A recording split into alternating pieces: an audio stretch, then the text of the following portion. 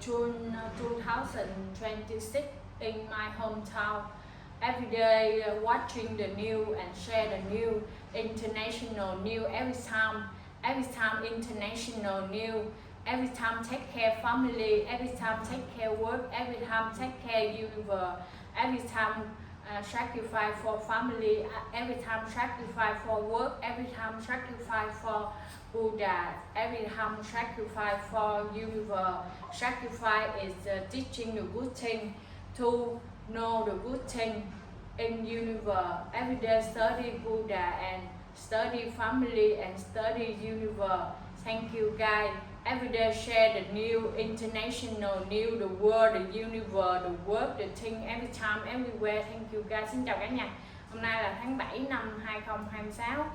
Mỗi ngày thì xem tin tức thế giới. Tin tức thế giới là tất cả các nước đang hoạt động liên tục, công trình quản lý quốc gia, công trình xây dựng, công trình công việc công ty và kinh tế. Thì mỗi ngày mình sáng sớm mình thức dậy 6 giờ xem tin tức, sau đó xem vòng quanh thế giới, xong sau đó ghép lại thành một video tin tức thế giới mỗi ngày, mỗi phút mỗi giây. Mỗi phút mỗi giây các bạn lên YouTube đều có thời sự quốc tế và công việc quốc tế, công việc Việt Nam, công việc châu Á, công việc châu Âu, công việc châu Mỹ, công việc Trung Đông, Nga, Nhật, Hồng Kông, Singapore, Thái Lan, Malaysia, Mỹ, Canada. Thì mỗi ngày mình xem là kinh tế thế giới, những công trình mới, những công ty mới, những công việc mới và những thành phố và những quảng cáo và những việc quan trọng giống như là quản lý quốc gia, quản lý thế giới, luật quốc gia, luật thế giới, luật công việc và chăm sóc công việc.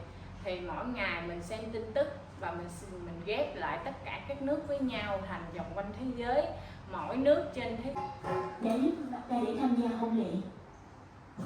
Phải mong em cô ta lại.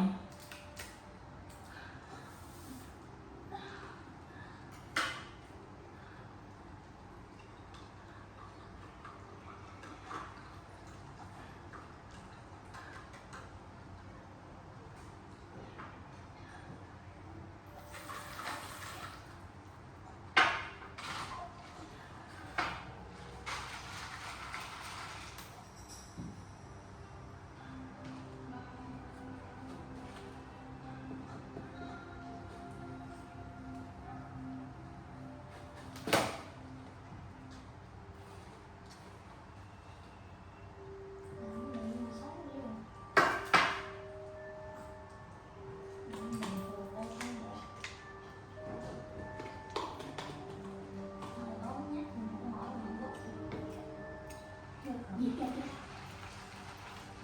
cuối cùng thì cũng phụ thuộc về ta.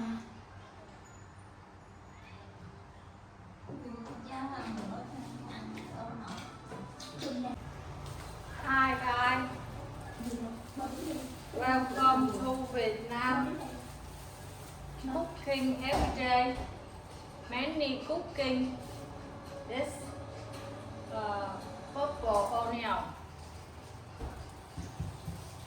for cooking.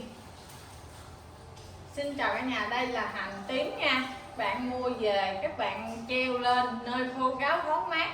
Khi nào ăn thì lấy một quả ra ăn để được lâu.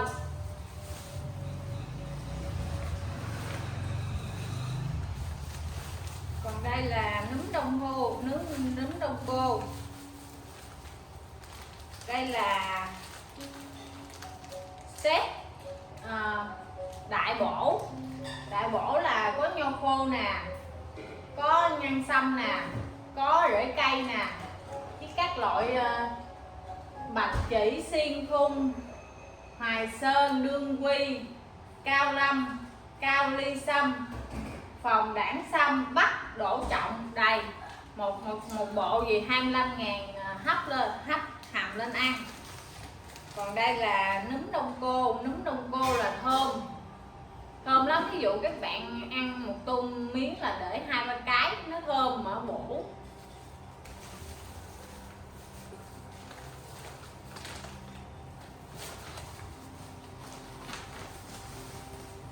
Còn đây là cải thìa, là dưỡng chất, mát và làm trơn cơ thể, là cơ thể mượt mà. Đây là cái dưa hấu non để nấu canh kho. Đây là trái cà tím để có thể ăn sống chấm với chao, hay là chấm với sả ớt, hay là chấm với nước tương, hay là ăn với gỏi.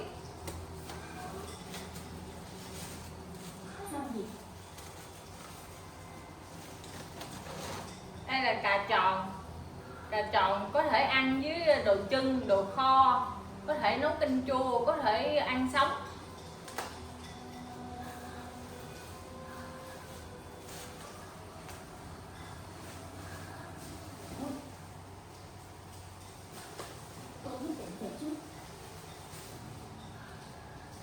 Đây là dưa hấu là các bạn mua dưa hấu là chín vừa là nó ngon nhất, tại vì nó giòn. Còn dưa hấu mà chín quá thì nó ngọt, và mình thích ăn chín vừa.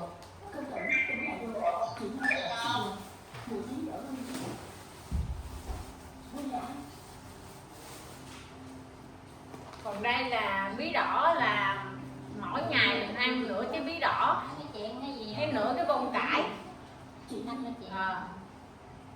Bí đỏ là bổ não, bổ tổng hợp. Còn bông cải xanh là vitamin, khoáng chất, phục hồi vết thương. Ăn chay là phục hồi vết thương, bổ dinh dưỡng, khỏe mạnh, khoáng chất.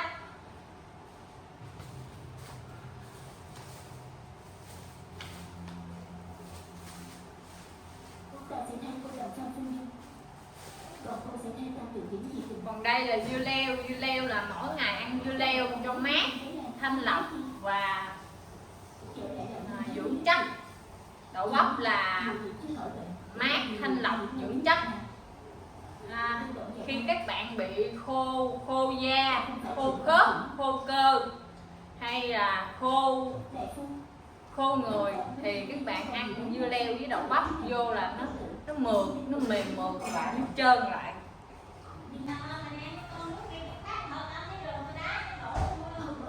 Đỏ chút.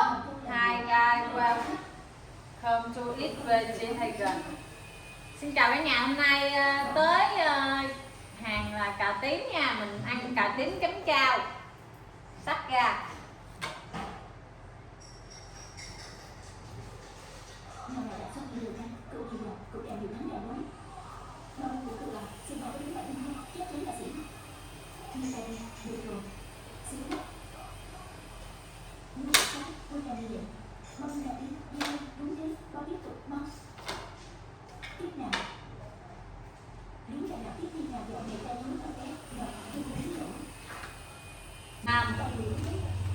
This set is for the strong healthy with many wood, herbal and ginseng.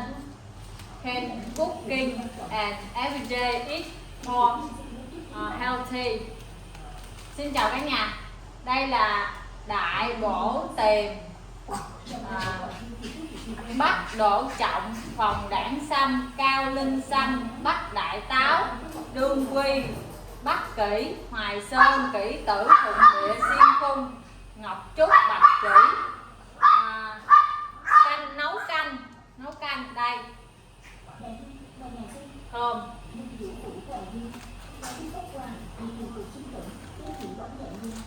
Này là rễ của cây bạch sâm nè. Này là táo.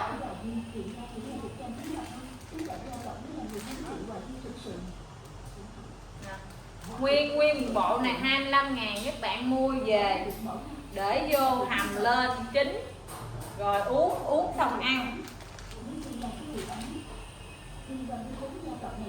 Hi guys, welcome to vegetarian. Everyday eat vegetarian. Xin chào cả nhà.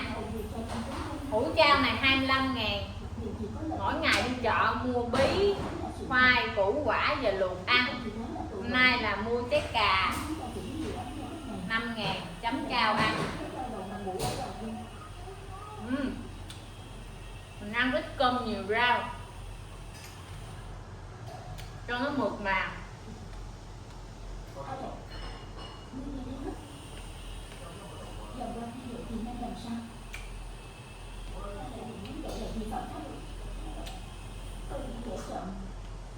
Ăn nữa trái cà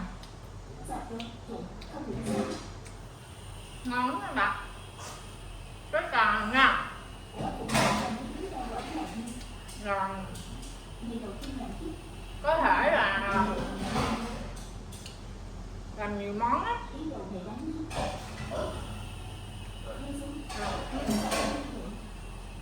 Mình ăn ngon.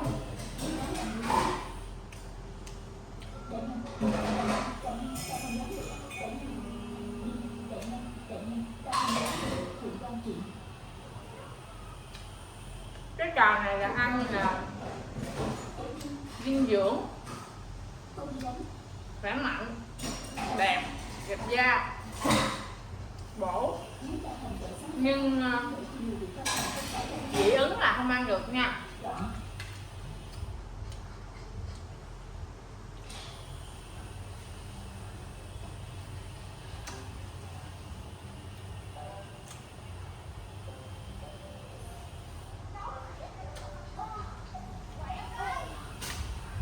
Mình ăn là các loại khoai, các loại đậu, các loại hạt, các loại rau, các loại củ, các loại quả. Ăn vừa thôi, không ăn nhiều. Mình ăn ít lắm. Mình ăn cho khỏe mạnh nhưng mà siêu mẫu. Ngon lắm các bạn. Mình đi làm từ khỏi về mà mẹ mình mua cho mình hũ chao với trái cà, hạnh phúc. Hi guys, every day eat vegetarian and working for family, working for many work. Thank you guys. To a raised wooden platform and prepared to deliver what would become one of the most consequential speeches in all of medieval history. He had summoned bishops, nobles, knights, and churchmen from across the Frankish world.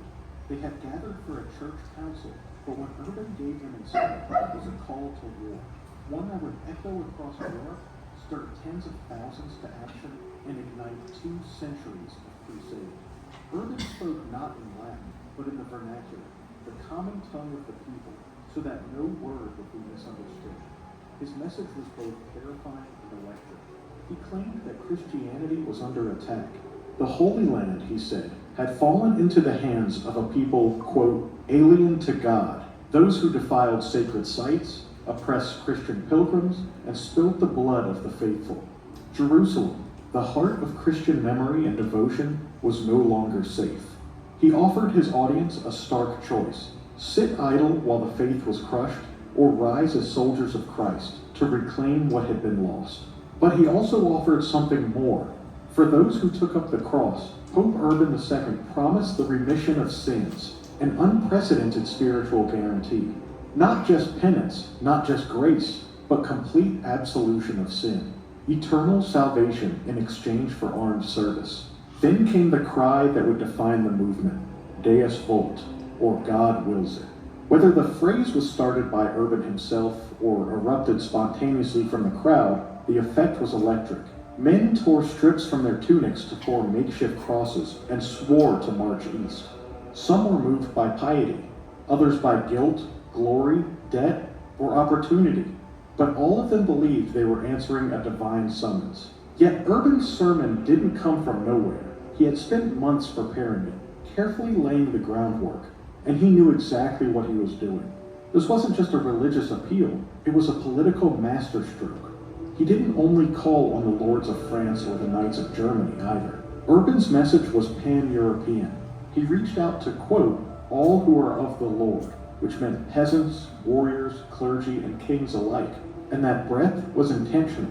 After decades of internal division between popes and emperors, barons, and bishops, Pope Urban II saw an opportunity to unify Latin Christendom under a single holy cause, and it worked. The First Crusade wasn't just born in that field near Clermont. It was lit like a firestorm. Letters were sent, preachers dispatched, sermons repeated in every village, city, and stronghold across Europe. News spread faster than anyone expected. But here's what makes the moment truly remarkable. Pope Urban II had no standing army at the beginning, no treasury large enough to fund an international campaign. What he had was an idea, a fusion of pilgrimage, penance, and holy war, and that idea swept through medieval Europe like wildfire. Within months, thousands of men, women, and children, nobles and peasants alike, would take up the cross, leave behind their homes, and begin the long, brutal journey east. And not all of them would survive. But none could have imagined what lay ahead. Battles, sieges, starvation, miracles, massacres, and the founding of an entirely new world in the East. This was not a spontaneous outburst of faith. It was a culmination of decades of change. Pope Urban II may have struck the spark, but the powder keg had been building for years. And to understand why the people of Latin Christendom responded with such fervor, we have to take a step back. Far back, to the politics of Rome, the rise of the Turks, and the deep fractures that divide the East from West. Because the road to Jerusalem didn't begin at Clermont. It began in the cracks of a crumbling empire and the long memory of a sacred city.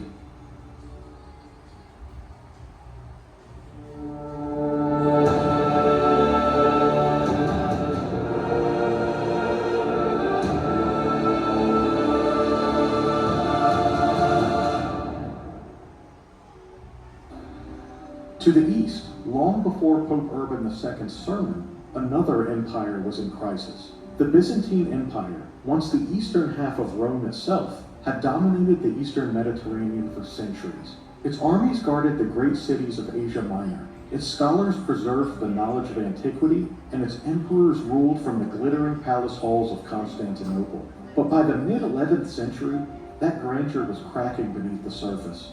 With interruptions and one kingship of the plain of Latium, but it's not Rome time quite yet. His descendants ruled in Alba Longa, a short way south of the Tiber River, for 4 centuries until the Alban king Numitor got deposed by his brother Amulius, who made Numitor's daughter Rhea Silvia a Vestal Virgin to ensure the bloodline ends with her. This was always a failing strategy when Olympians were afoot, and sure enough, the war god Mars slid in to get her twin sons Romulus and Remus. Amulius demanded they be killed river-style, but they were saved at the banks of the Tiber by a she-wolf, who then nursed them through early childhood before they were taken in by shepherds, bringing the twins' parent count to 1 dad, 2 moms, 1 god, and a wolf. They grew up and deposed that nasty awful Amulius, and later set about founding a new settlement along the Tiber. A brotherly quarrel escalated as they were plotting out the course of their new walls, and Romulus killed Remus in the first but distinctly not last Roman-on-Roman violence. That, kids, is why it's called Rome and not Rheme. With his kingship secure and the city founded in the year 753, Romulus got to populating his new town, so he welcomed bandits, exiles, and other such ruffians, and then captured the Sabine women en masse to ensure Rome would have heirs. Unlike Rhea Silvia, we can't all be slammed by the god of war, but the Romans sure learned from his example. Romulus also implemented several core features of Roman society: the tribes, patrician and plebeian classes, marriage laws, the patron-client system, even the Senate arose as if springing fully formed from the head of Romulus. After him, 6 more kings ruled over Rome, the last 3 of whom were from the Etruscan Tarquinii clan, and the very last was Tarquinius Superbus, aka Tarquitarch Superbus, who was a total knob. His incessant assholery enraged the Romans into throwing their very first coup d'etat, very exciting, ousting Tarquin and establishing Rome as a republic in 509 BC. From there, the Italian peninsula was destined to one day fall under the stunning force of Rome's military and kick-ass civic institutions, and the whole Mediterranean would undoubtedly be next.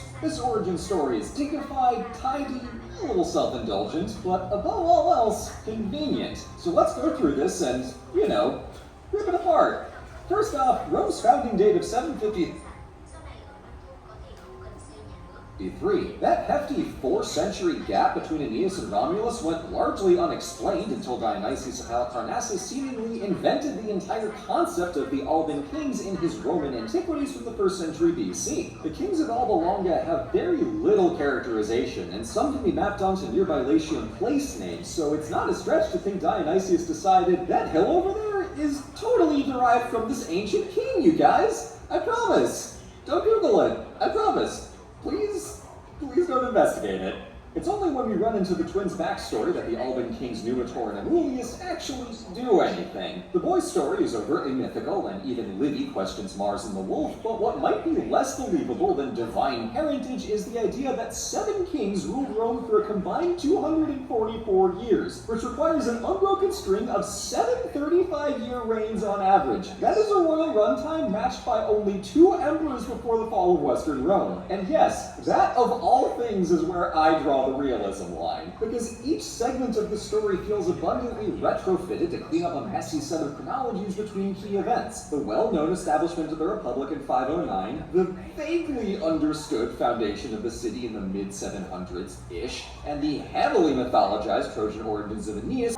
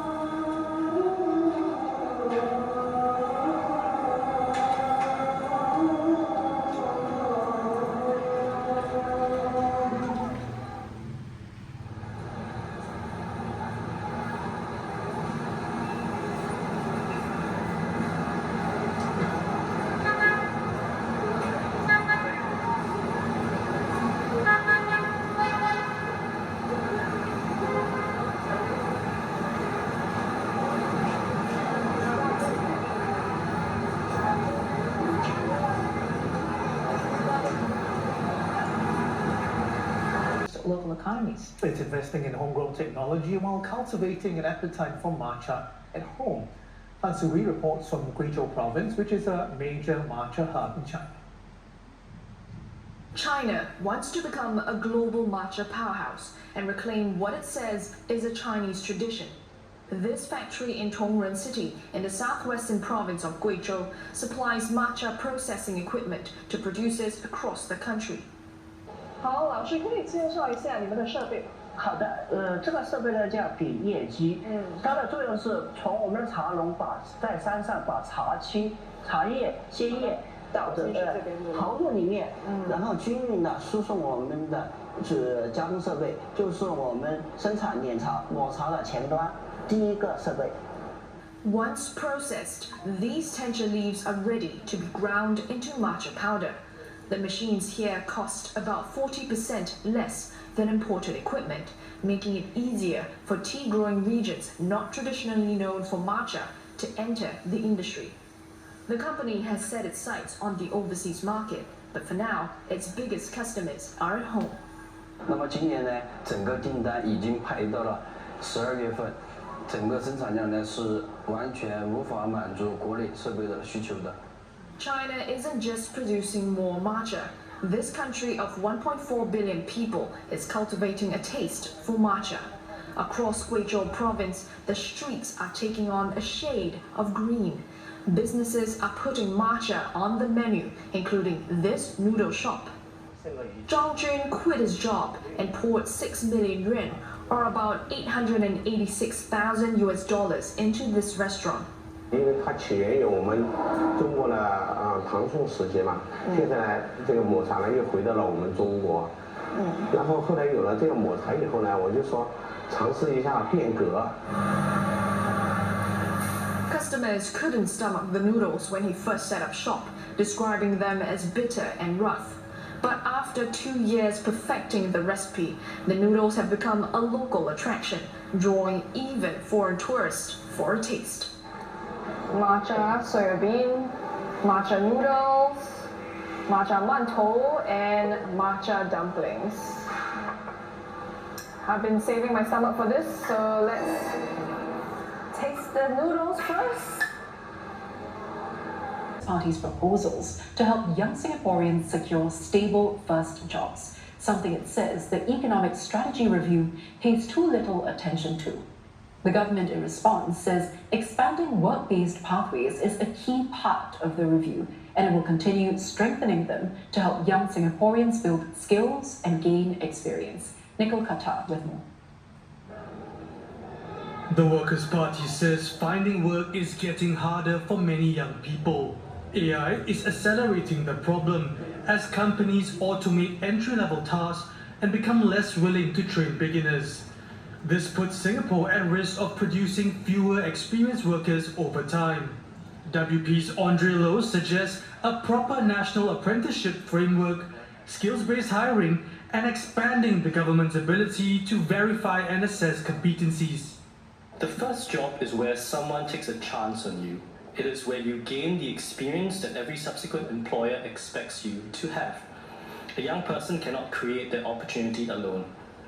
When firms stop taking chances on beginners, Singapore eventually stops producing experienced workers. Labour MP Patrick Tay said more support is needed to help young people move from school into work. He called for the graduate industry training program to be expanded and possibly be made permanent, giving graduates a smoother transition into full-time employment. We cannot allow the first step of a career to become the weakest link in our labour market. This is why I've lobbied also for, in this house, coaching, mentoring, and expanding the Skill Future credits for use in the area of coaching and mentoring, which has been supported, and really to help to have a stronger mechanism to help those transiting from school to work effectively and efficiently and seamlessly. As AI reshapes the workplace, NMP Terence Ho said Singapore must also prepare workers for careers that continue to evolve. He suggested moving beyond credentials and placing greater emphasis on skills. It means that workers are not locked into preset pathways or dead-end jobs on the basis of the past educational qualifications. Instead, they must have opportunities to continually grow and develop in their careers. It also means that workers are not confined to tasks that are mundane or repetitive because all the interesting work has been taken over by AI.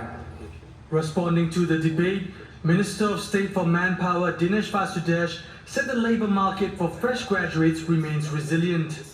Measures under the Economic Strategy Review are strengthening pathways from education into employment. He added that preparing workers for the future requires more than government policies alone. I've listened carefully to how this motion frames its vision of our economic engine. Entrepreneurs, households, businesses, workers, capital. What could cause a nuclear reactor to fail? One might think maybe a war, a cyber attack, or a mechanical malfunction. But the actual answer sounds like something straight out of a superhero movie, where a creature from the sea makes an unexpected entrance. 3 reactors at France's Gravelines nuclear power plant were shut down on Monday after a massive swarm of jellyfish clogged the pumps used to cool the units. The plant's operator, EDF, also cut output from a fourth reactor to half as a precaution. A fifth reactor was already offline for maintenance while the sixth continued operating normally. Now let's break down what exactly a nuclear reactor is. At its core, it's a machine that splits atoms to release heat. That heat boils water into steam and the steam spins turbines to generate electricity. It's the same basic principle as a coal or a gas power plant, just without burning any fuel at all.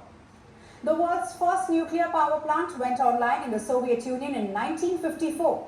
Since then, the technology has spread across the globe, with reactors operating in over 36 countries today.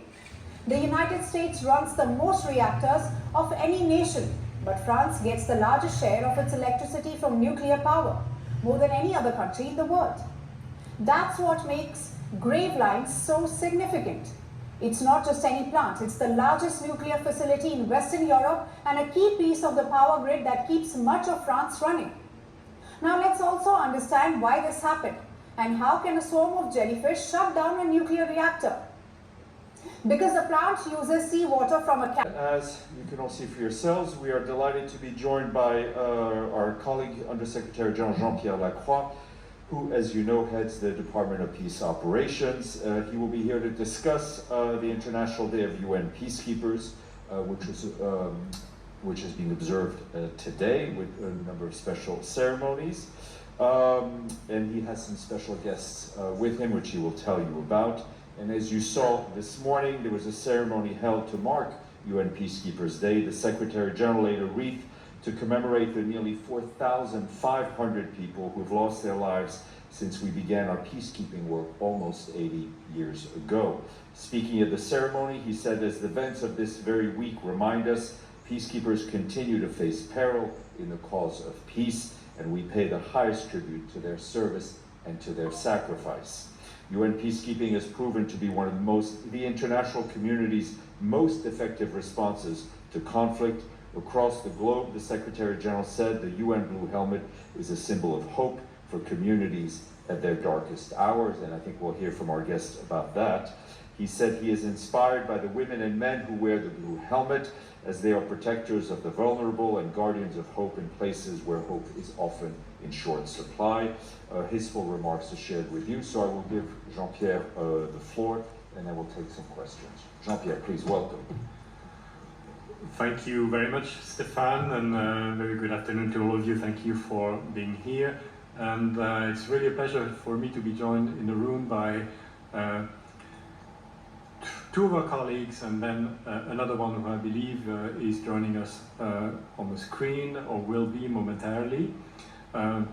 Major Abhilasha Barak, who is the this year recipient of the Military Gender Advocate of the Year Award, and Inspector Stephanie Koenig, who is the recipient of the Women Police Officer of the Year Award.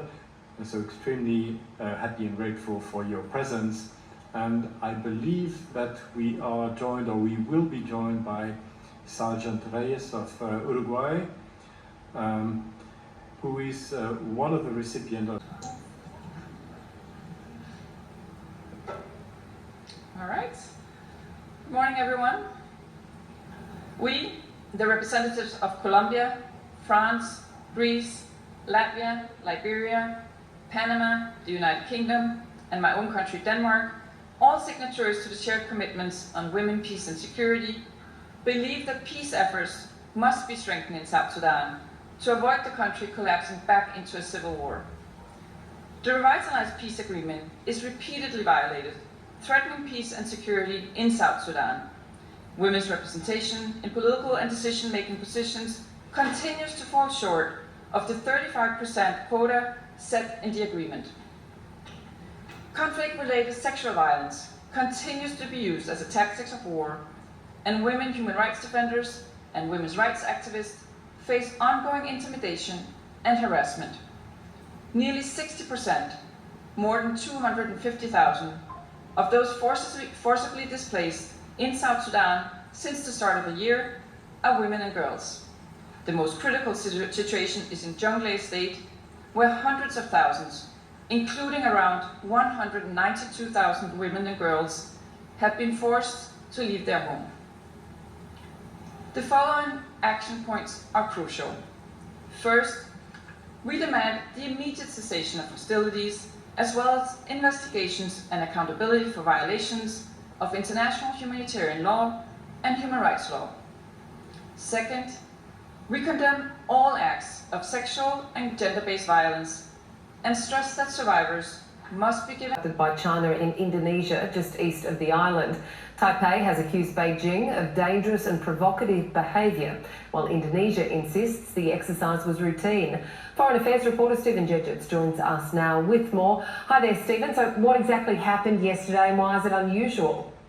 Well, what we saw yesterday was a pretty routine naval exercise conducted by an Indonesian frigate that was making its way down past Taiwan back home from Russia and Japan, and a Chinese warship around 70 or 80 miles or so east of Taiwan. Now, the actual exercise itself, not at all unusual. It's called a passing exercise. It's a very routine one. It's sometimes described as a bit of a handshake by ships as they go past one another. This was not a sophisticated warfighting exercise. But what is unusual is the location. Obviously, you know, Taiwan, particularly east of Taiwan at the moment, with China really stepping up maritime patrols in the region, is a very geopolitically sensitive spot and location. And it is very unusual for China to conduct joint exercises in and around Taiwan. They travel themselves around it all the time, conduct their own military exercises to put pressure on Taiwan all the time. But doing it with other nations, that's more unusual because typically other navies don't want to get pulled into that area. So in the world, the export is worth $10 billion and will generate hundreds of high-tech jobs. The world's most powerful radar hides in plain sight, a homegrown invention already in use by the Australian Defence Force. Sitting high on the Anzac-class frigates, these phased array radars are poised to become the nation's greatest ever defence export. This radar can see smaller things further away than most radars in the world, if not all of them. The secret behind the radar's extraordinary strength is a matter of national security, but their accuracy comes from thousands of simultaneous pulses to assess potential threats. It gives the operators the ability to see in all of those 360-degree operations, detect, track and put them in a safe space. The United States has already invested in the Australian radar, and now another AUKUS ally, the United Kingdom, will join the technology pact. The British Minister for Defence Readiness coming to Canberra to see it up close. The ability to detect more objects, smaller objects, faster, will give our warfighters an edge in an increasingly dangerous world. CEA entering an agreement with the UK that will eventually see Australian radars used on British warships, vehicles and planes in a deal likely worth more than $10 billion. Key part of UK defence policy is to work more closely with our close friends and allies. The radar is the brainchild of brilliant inventor Ian Crozer, a former naval officer who built CEA from scratch over 4 decades.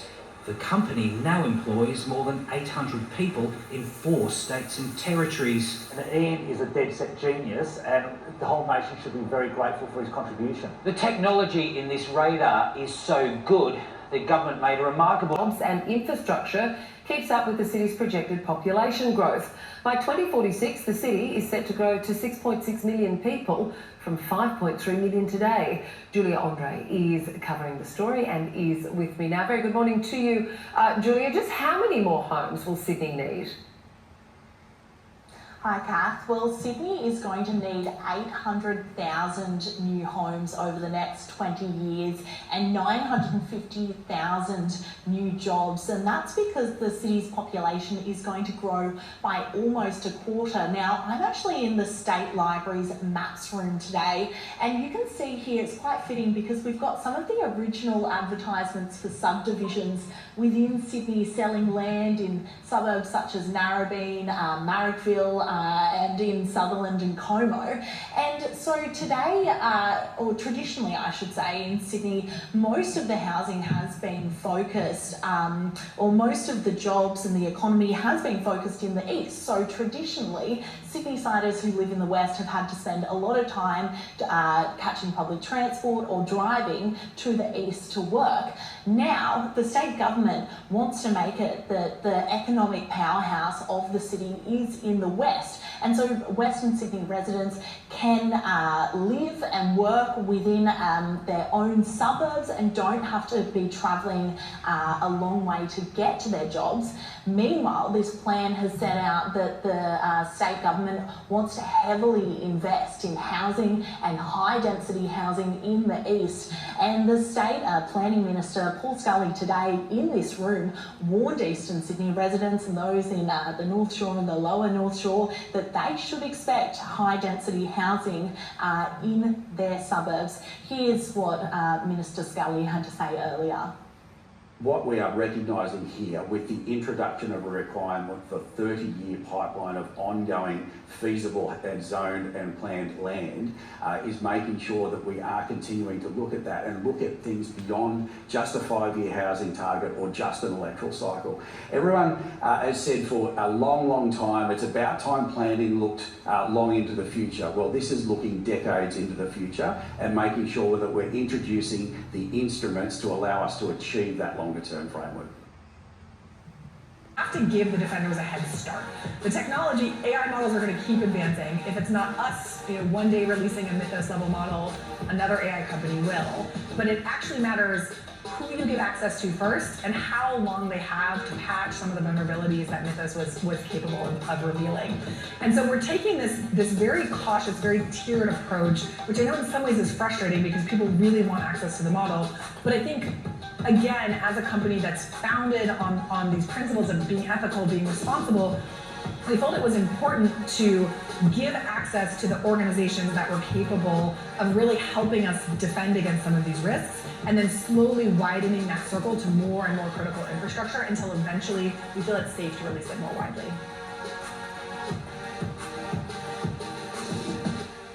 Middle East tensions are high. Both sides willing to go back to the battlefield. The narrative changes moment to moment. Is there a ceasefire? Is there not a ceasefire? Markets are up, markets are down. Count on Bloomberg for up-to-the-minute reporting. Breaking news this morning. Breaking news in the last minute. On-the-ground perspective. Talking to you from the bomb shelter. This White House still pushing. And the analysis you need to make informed decisions fast. Clearly, nothing is final until it's well and truly final. The really important question is whether we'll get second-round effects. Nobody covers geopolitics like Bloomberg.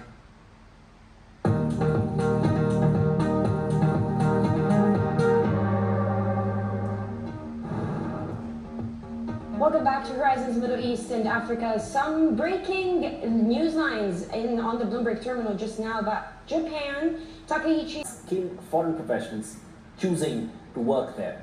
The country's special talent visa for top earners has more than doubled in just over 3 years, highlighting Singapore's push to attract global talent, even as other economies compete for the world's best professionals. Singapore has issued more than 8,000 overseas networks and expertise, or one passes, since the scheme was launched in January 2023. And that's more than double the number recorded in its early phase, according to the country's manpower ministry. The One Pass is designed for the world's highest paid and most accomplished professionals.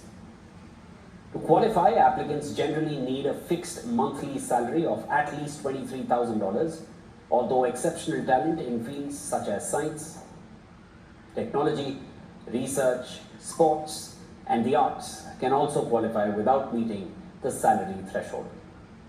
Unlike regular work permits, the One Pass is valid for 5 years, gives holders greater flexibility to switch employers without applying for a new work visa, and also allows spouses to work more easily. These benefits are aimed at making Singapore a more attractive destination for global talent. The move comes as countries around the world compete for highly skilled workers in sectors like AI, finance, technology, and advanced research. For Singapore, attracting these professionals is seen as a way to strengthen innovation, create new business opportunities, and support long-term economic growth. However, the policy also comes amid ongoing debate over the role of foreign professionals in Singapore's job market. In Doha, it churns out more than 200,000 fresh meals a day, even for regional short-haul flights. It all needs to be prepared about 48 hours before takeoff. I think perhaps the biggest challenge is just ensuring that there's consistency and that everything runs smoothly. The chefs here believe it's part of the reason the airline has been named #1 in the world for the 8th time since 2011. This kind of cooking used to be the standard in most flights in America too, no matter what cabin you flew on. But today, most US airlines don't run their own kitchens, opting to buy from catering services instead. So why has economy airplane food gone from luxury to a point of ridicule in the US? And why do so few airlines still cook their own meals? No workers are allowed to step foot in the kitchen without walking through this air shower corridor first. To ensure that we have no biological or any physical contaminants going to the kitchen. This is Felipe Hempe's playground. 4,000 people from 38 countries work at the Qatar Aircraft Catering Company, or QACC. It's a part of the Qatar Airways Group. The team develops new menus every 3 months. All the produce is fresh, even though they're operating in a food desert. They go through 30 metric tons of fruits and vegetables daily and use custom machines to help prep them for meals. Like this bin that can wash 12,000 peppers a day. And this machine that peels 6 cantaloupes in under a minute. Other produce like dragon fruit, strawberries, white asparagus get a more delicate treatment. They're peeled and carved by hand. It's a big routine, making almost 200,000 meals a day. The team is rotated throughout their time working here. Inside the hot kitchen, the aroma of cumin, garlic, and onions fills the air. Chefs prepare dishes of several different cuisines, from Indian to Arabic and Asian. We base them mostly on the demographics of that flight. For example, for America, we have a lot of traffic from the Indian subcontinent. They use over 300 potatoes every day to make aloo tikki, a popular street food in India. The kitchen goes through 36,000 whole fresh eggs a week. And another 3.5 tons of pasteurized egg whites are turned into 12,000 omelets a day. Even the smallest change can be costly. We need to ensure that we're going to be able to meet the quantities without having to make any substitutions. The moment we have any substitutions, then menu cards will be affected and things like that. There's also a big emphasis on making most food from scratch, even for items that are often bought frozen or pre-made, like sausages and pasta. If you're ordering ravioli from economy class, you're getting freshly made pasta, which not many airlines do that.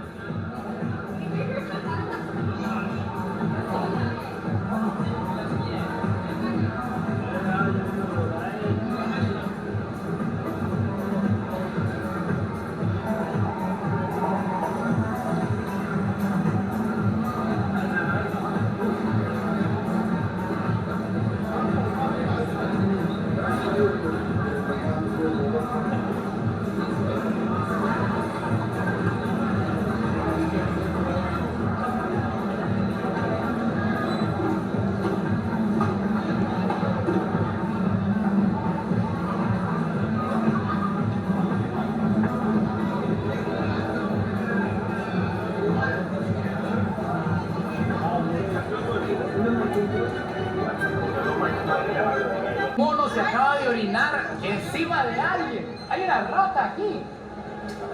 Hay una rata en la acera en medio de la gente. No me muerda, Ratatouille. Se podría decir que las vacas son los perros callejeros de India. Es lo que se encuentra en la calle, son las que escarban los basureros, andan chupando todo, andan regando todo por todo lado. Son intocables. Nadie les puede hacer daño. Lo que hacen es empujarlas, hacerles sonido, porque son sagradas. Y vienen y se la rocían a este Dios que está aquí. Este es uno de los principales para ellos. No me lo van a creer, acabo de encontrar una feria en India. Vean el nivel de ruido, está en 101. No se oye nada. Por $0.50 me van a pesar y depende de lo que pese, me van a decir el futuro en una pantalla. Buenos días, tardes o noches, espero que estén súper bien. Amigos, estamos de vuelta en el mítico, en el legendario país. Nos encontramos en India, el país más poblado del mundo. Aproximadamente 1.500 millones de habitantes. Más o menos el 18% de toda la población del mundo está en este país. Se podría decir que 1 de cada 5 personas en el planeta es india. Lastimosamente, este país es conocido en parte por el extremo caos, por la basura, por tener más de 20 de las 30 ciudades más contaminadas del mundo, y se puede sentir en el aire a la hora de respirar, en el polvo, en los alrededores. A simple vista se puede ver. Incluso esta ha llegado a ser la ciudad más contaminada de todo el mundo. Espero que estén listos para ver profesiones raras, callejeras, animales sagrados en la calle que nadie puede tocar ni hacerles daño, monos caminando por los cables, un caos ordenado que de alguna manera funciona, y cosas que solo India puede ofrecer. Acompáñenme.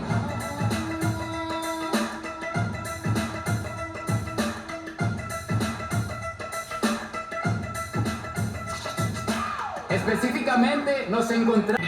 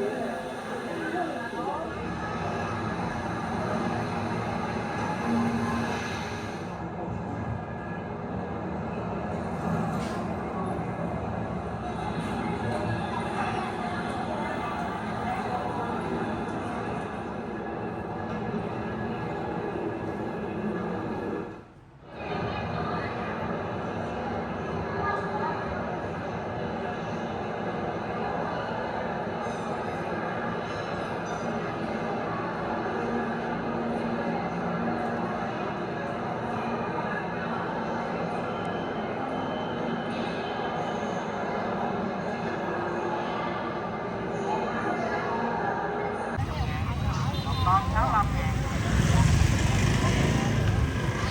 con cá sủ, một con 50.000, một con 65.000, cá sủ trứng, một con 50.000,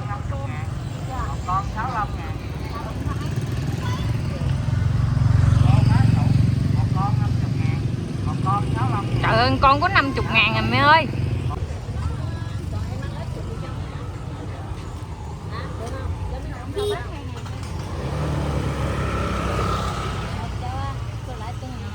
Rồi đi đi, vô đi.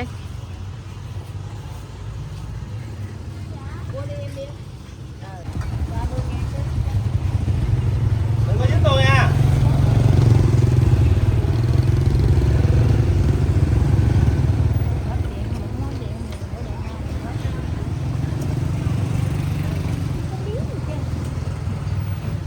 Không dính tôi à.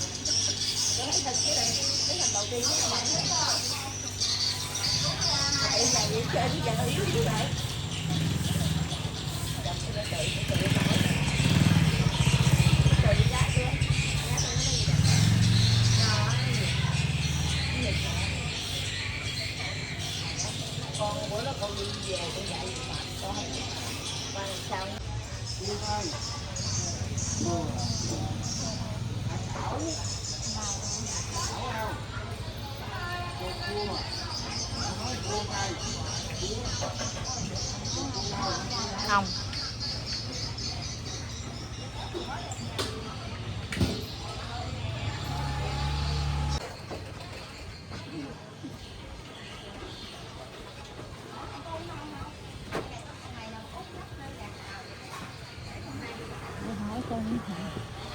Cái này bán sao chị? Ở đó 90 cô.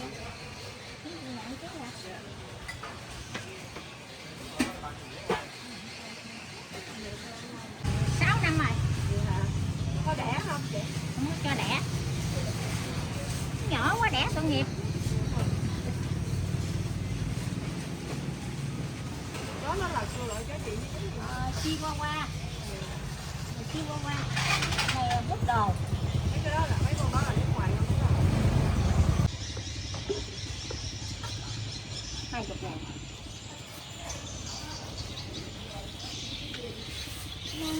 Ai bán còn đâu hết không ta? Thì lỗi hả? Cháu có nhà kia nó nhiều. Đây điện lên thành không? Có. Lên thành nó đưa lên nha.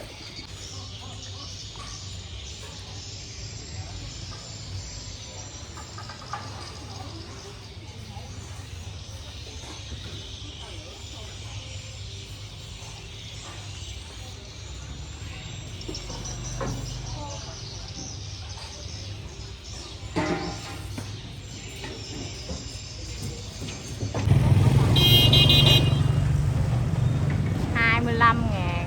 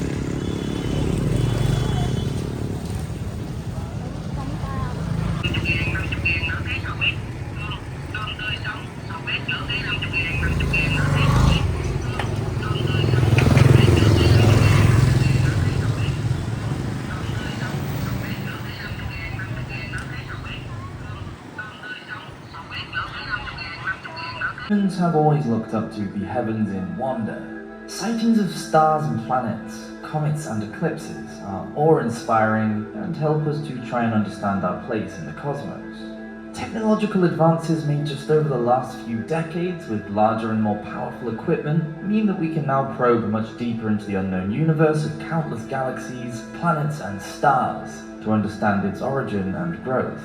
We know about pulsars, quasars, dark matter and black holes that all exist together within the vast infinity of space. You can imagine the medievals looking up into space, and with little scientific understanding and no explanations, we can understand why one might attribute it to God. In today's episode, we're going to have a look at what medieval people thought about space. Welcome to Medieval Madness.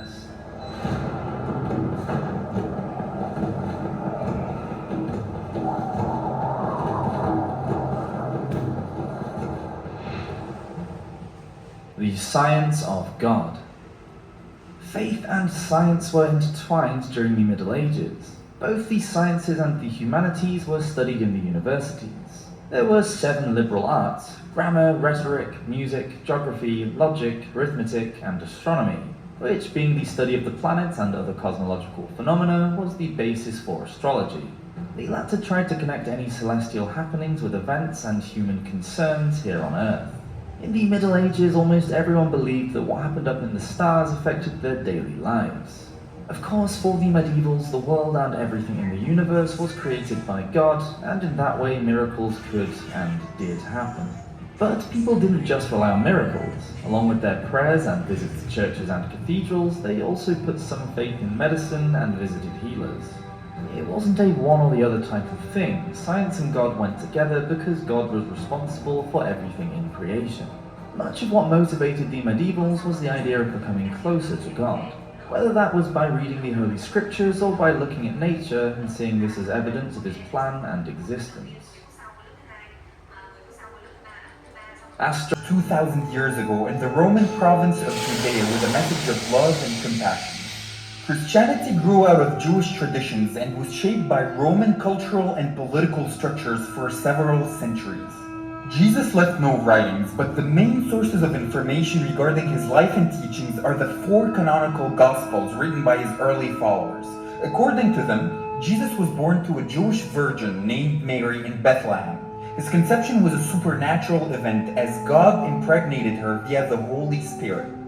Jesus grew up in Nazareth and may have been a carpenter till the age of 30 when he took on to preaching. For about 3 years he traveled with 12 appointed disciples or apostles, preaching from Jewish texts an ethic of love and forgiveness, and that he was the path to salvation, everlasting life, and the kingdom of God. Not long after expelling merchants and money changers from the Jewish temple, Jesus shared a final meal with his apostles before being betrayed, arrested, and tried before a Jewish judicial body called the Sanhedrin. Pressured by Jewish leaders who accused him of claiming to be king of Jews and thereby breaking the Roman social order, the Roman governor of Judea condemned Jesus to death by crucifixion, which was a Roman method of execution.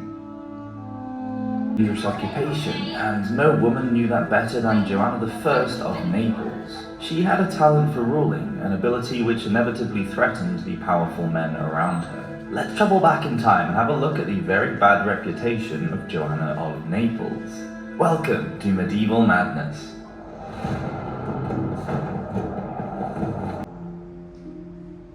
The Kingdom of Naples.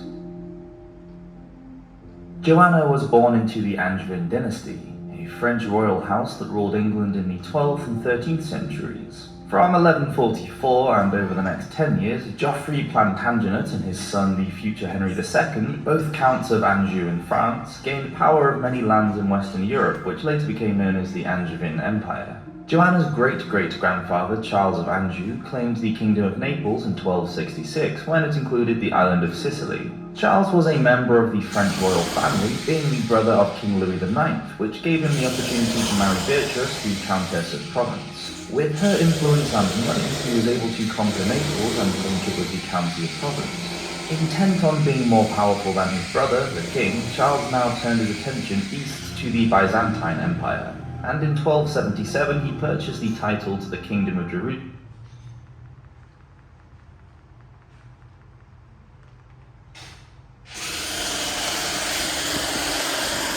For paganism. When Constantine won victory over his rival in battle to become emperor, he attributed his success to the Christian God and became the first Roman emperor to convert to Christianity, which was a major turning point. Constantine granted religious toleration for Christians across the empire, and by the end of the 4th century, Christianity as defined by the Council of Nicaea became the official religion of the Roman Empire. Efforts to formulate the faith and to address Christological debates consumed the Christian church for 2 centuries.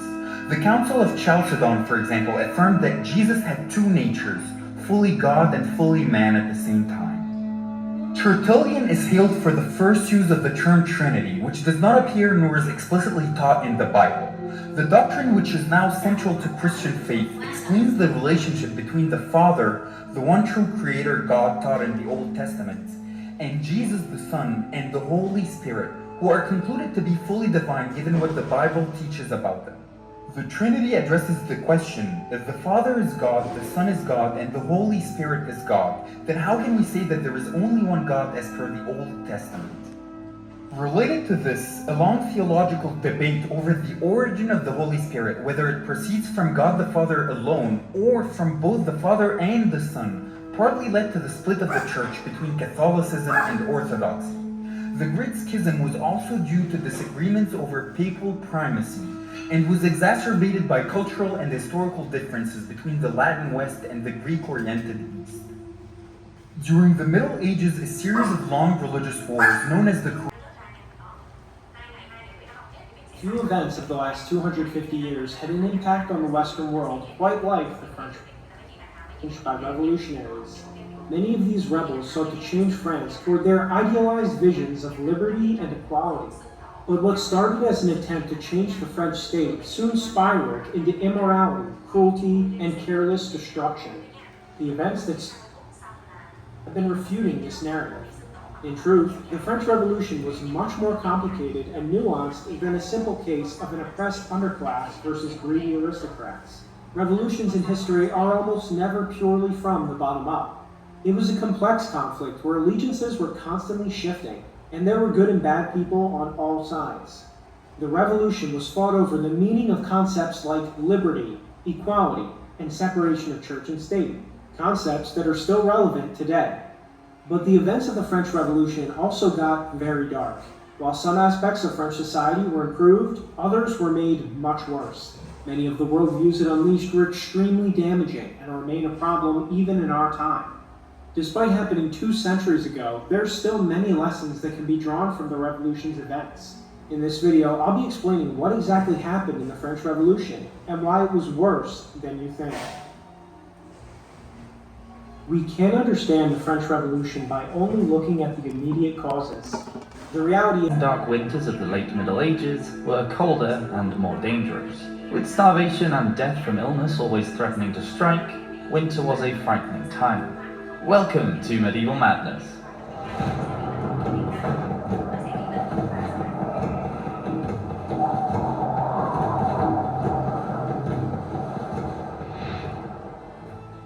Houses. Most peasant houses were badly insulated and would be full of cold draughts. Made from wood, wattle and daub, European houses were often built on top of earth mounds which helped to keep them warm. A fire which provided heat as well as a place for cooking was often central to the home, with ventilation holes in the roof rather than a central chimney which would lose too much heat and leave the house open to the elements.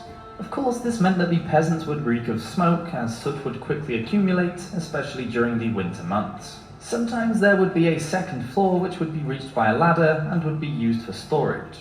Tables and beds would be in the main area around the fire. There might be an adjacent area where livestock could be kept. The Vikings of Scandinavia built long, narrow fire pits in their longhouses. These fires were lined with stones which absorbed heat from the flames and allowed it to be distributed throughout the building.